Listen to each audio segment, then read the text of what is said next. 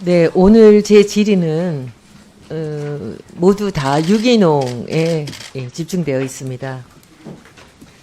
모든 산업에 있어서 AI나 뭐 첨단 기술들이 이제 화두가 되고 있지만 제가 보기에 우리 농업에 있어서의 그 가장 첨단은 언제나 유기농이라고 저는 생각을 합니다.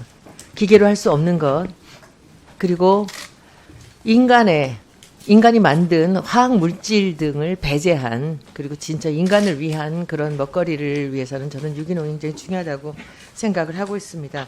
국내 친환경 농업 시장 규모를 한번 좀 먼저 보시겠습니다. 유기농이 이 4천억이 좀 넘고요. 무농약이 9천억 정도가 됩니다. 그런데 이 지나간 그 자료를 보니까 우리 국내 유기농 농산물 재배 농가 수가 쭉 2000년대 초반까지 좀 올라가다 2012년에 급감을 합니다. 이 이유를 보니까 부실 인증 사태가 있었고요. 그리고 두 번째는 이 농가 소득 정체라고 이 자료에 나와 있는데, 저는 여기서 그 부실 인증 사태는 알겠는데 뭐 누구의 잘못인지는 나중에 한번 보겠습니다. 이 농가 소득 정체라는 것을 이유로 낸 것은 이게 무슨 얘기입니까? 친환경 농산물을 생산할 경우 생산성이 아무래도 떨어집니다. 일반적인 당연하죠. 그런데 그거에 대해서 시장에서 가치가 차별화가 돼가지고 높게 받아서 소득이 있어야 되는데, 친환경을 하시는 분들이 소득이 아무래도 줄어들다 보니까 친환경을 포기하는 경우라고 저는 그렇게 판단하고 있습니다. 유기농을 하기 위해서는요, 친환경을 하기 위해서는 과정이 있어야 됩니다. 예. 그 몇 년이죠? 그 경우에 따라 다릅니다만 유기농 같은 경우 꽤 여러 해 필요합니다. 그 여러 해를 이 친환경 하시는 분들이 버티기 위해서 사실 국가가 나서서 도와줘야 되는 거 아닙니까?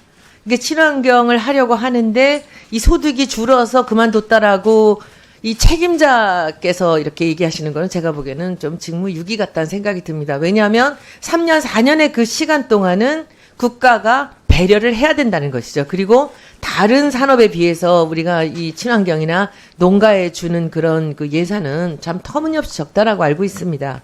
그런데 여기서 그 이유를 이렇게 되고 있는 것은 저는 잘 이해가 되지 않습니다. 제가 앞으로 이 부분에 대해서 이제 자료나 그리고 그 답변을 요청을 좀 따로 하겠습니다. 그 다음에 우리 국내 유기농 농산물의 시장 규모에 대해서 이제 전망하신 걸 좀 봤습니다. 여기서 보시면 지금 19년에 아까 보셨듯이 4천억 남짓 하고요. 그 다음에 2020년에서 이제 유기농만 보는 겁니다. 2020년에서 이게 몇 프로입니까? 4,500에서 4,700으로 갔을 뿐입니다.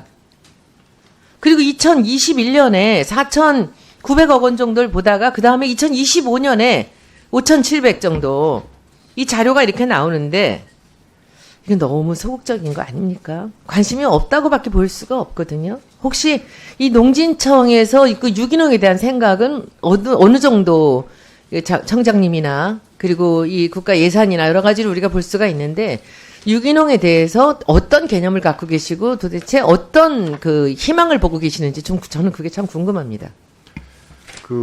과거의 유기농과 달리 저희들 이제 기본적으로 농업과학기술을 하는 R&D 입장에서 보면은 유기농에도 좀 과학기술을 접목을 해서 유기농 고유의 기능을 살리면서도 유기농을 하시는 분들한테 비용을 줄인다든지 생산성을 늘리는 차원에서 연구개발이 필요하다고 판단을 하고 있습니다. 다만 현실적으로 그런 아주 구체적인 연구가 많이 이루어지고 있지는 못합니다. 근데 그게 벌써 언제부터 여기에 관심이 있었는지는 제가 잘 모르겠으나, 유기농에서 과학기술이라는 건 어떤 얘기를 하고 계십니까? 저희들이 봤을 때는 이제 가장 기본적인 것이 유기농 자재입니다. 유기농 자재, 화학비료나 화학농약을 사용하지 않고 쓸 수 있는 유기농 기자재를 저렴하면서도 효과성이 높은 것을 개발해 주는 것이 가장 중요한. 유기농의 기자재라 함은 구체적으로 한 번만 더 말씀해 주십시오. 유기농에 어떤 기자재가 필요한가요? 예를 들면은 비료 같은 경우는 비료 대신에 토양 개량제라든지 가축분 탭이라든지 이런 것이 있을 수 있고요. 그게 그렇게 어렵나요?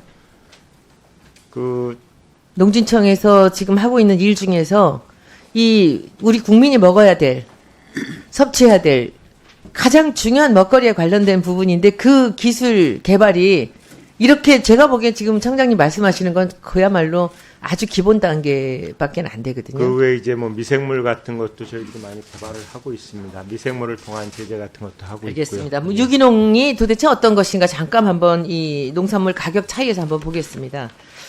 유기농이 어떤 것이냐를 유기농 하시는 분들한테 좀 여쭤보면 한마디로 얘기를 해요. 유기농은 맛있다. 몸에 좋다.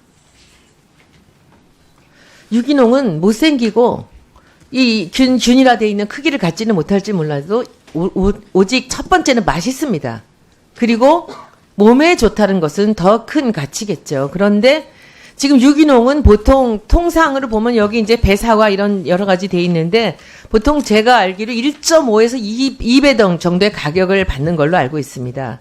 지금 같이 이렇게 경쟁이 심한 그런 농산물의 유통 과정에서의 가격을 본다면 유기농은 그야말로 좀 다른 가격을 받을 수 있기 때문에 저는 충분히 우리 이 농가에도 혜택이 돌아갈 수 있는 거라고 생각을 하는데요.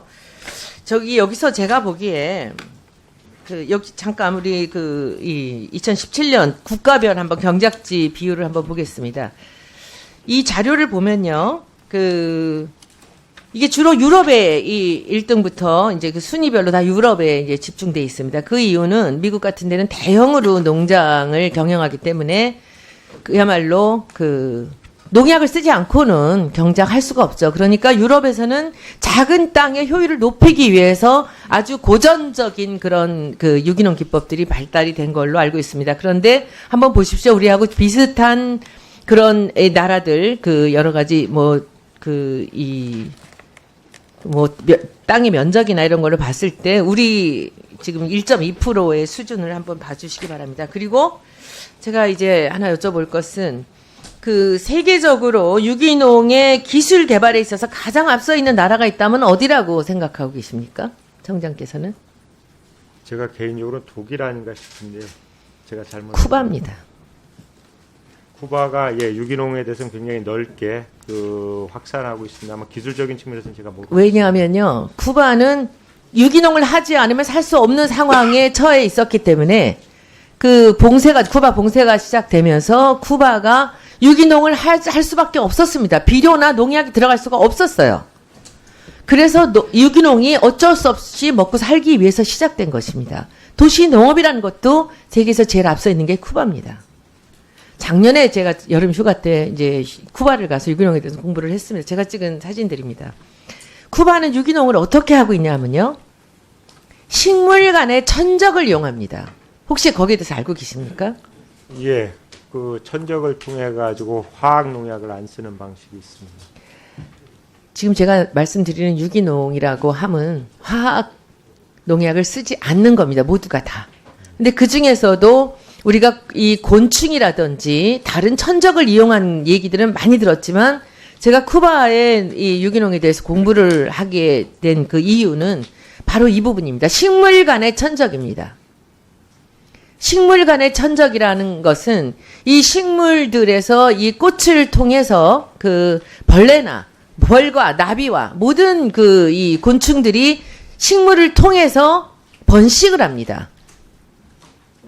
그런데 그들에게 이 서로 암수 간에 주고받는 그 향들을 방해하기 위해서 향이 강한 식물을 활용하는 것입니다. 이것이 식물 간의 이 천적을 찾아서 하는 그런 아주 놀라운 이 농장이 있었습니다. 잠깐 보시면요.